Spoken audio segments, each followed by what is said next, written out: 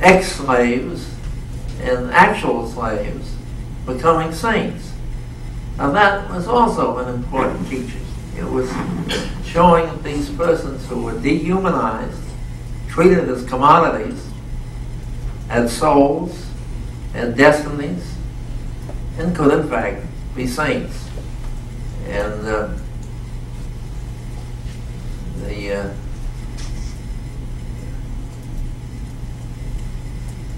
one of them is in the canon of the Mass, the martyr of Carthage in the 3rd century.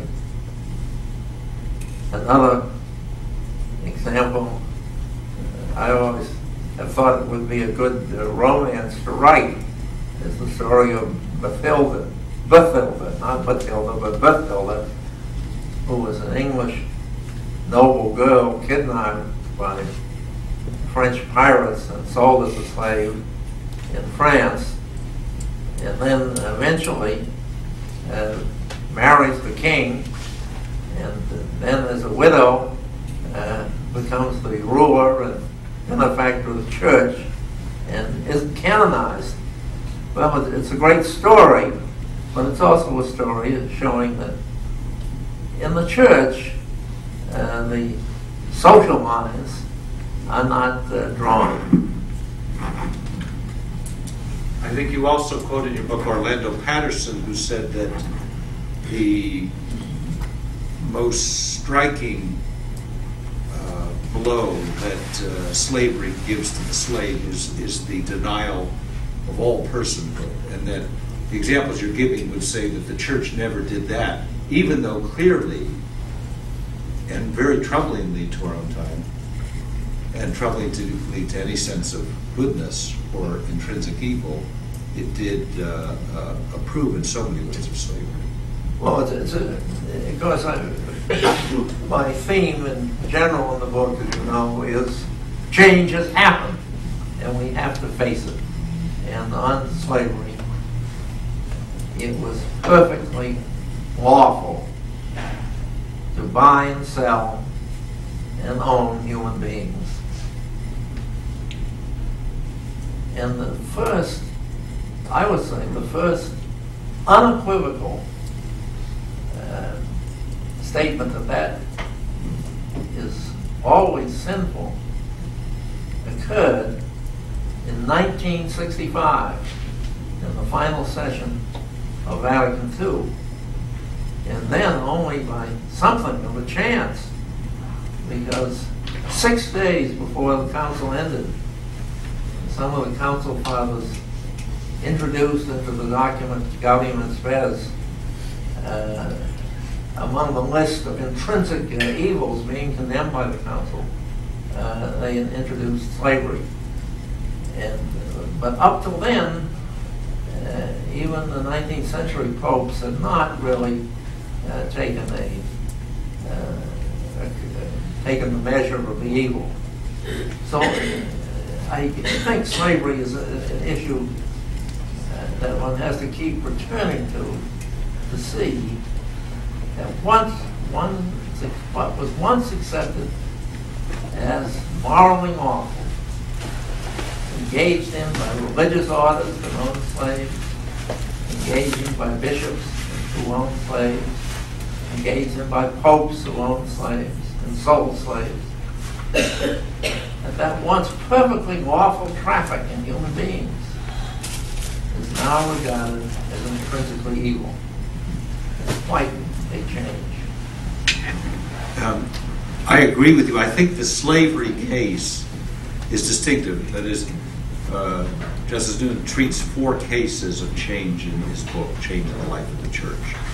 The teaching on slavery, the teaching on usury, the teaching on religious freedom, and certain aspects of the teaching on divorce and remarriage. And each has its own elements of interest that point to different points of reflection on the identity of the church and the notion of continuity and change in life of the church. But the slavery leaps out precisely because I think you argue more than there is change. I think you argue, when you bring up the intrinsic evil question, That's the key, in my view, here, because it's a more profound level of question that you're raising here. It's not just is there change, but intrinsic evil, which is a category, and Pope John Paul II reiterated it in his encyclical Veritatis Splendor, and really brought it another notch forward. It's the position that there are certain acts which, regardless of the intentionality behind them or the circumstances behind them, certain acts which can never be performed. They are so evil in themselves that they cannot be performed. And part of us naturally wants to say this. For example, the launching of a nuclear war, I think probably all of us could agree in this room, is an intrinsically evil act. You can conceive of no circumstance, no intention which could begin to justify that. Rape, things like that that are just so inherently evil. And this teaching of Veritatis Splendor points to that, and articulates it very forcefully.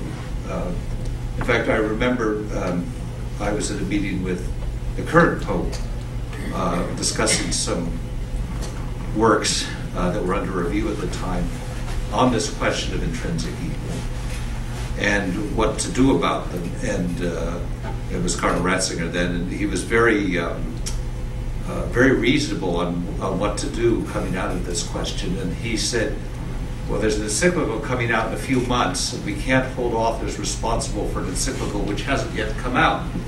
And so this encyclical advanced the notion of intrinsic evil, but the question of slavery, as you raise it, and I think it does, I wholly agree with you, says if intrinsically evil, if teachings on intrinsic evil can change in the life of the church, what does that say either about church teaching or about the nature of what is intrinsically evil? And I think that's what's most illuminating in your book, and I just wonder if you want to share more on that. I think the opposite of what happened on slavery is what happened on usury.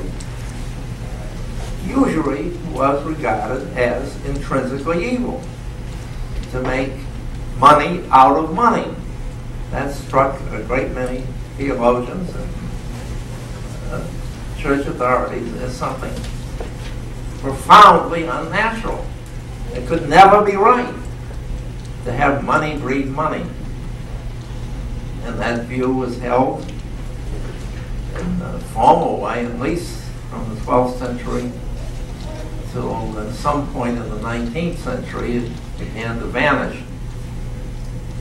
And I think anybody today in this room would not think that he or she were engaged in an intrinsically evil act of putting money in a bank and drawing interest from it.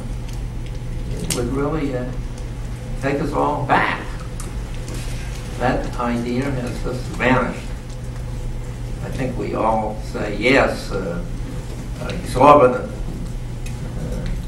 rates of interest are usurious and wrong, but not the simple act of making a profit out of a loan, which was the canonical definition of usury. What is usury? It's making a profit out of a loan. And it's a great example of how we've moved in that area from the intrinsic evil to what, under some circumstances, can be wrong. Whereas in slavery, we've moved from what under some circumstances could be wrong to what is intrinsically evil. I take intrinsically evil as a kind of intensifier. It's saying that as we look at the situation now, you can never conceive of a moral order that would permit it. But I don't know that that's a guarantee for all time. And that's what's, I think, particularly an issue and an important issue that these cases raise for us, for all of us. To what degree can you say something is always and everywhere and at all times evil.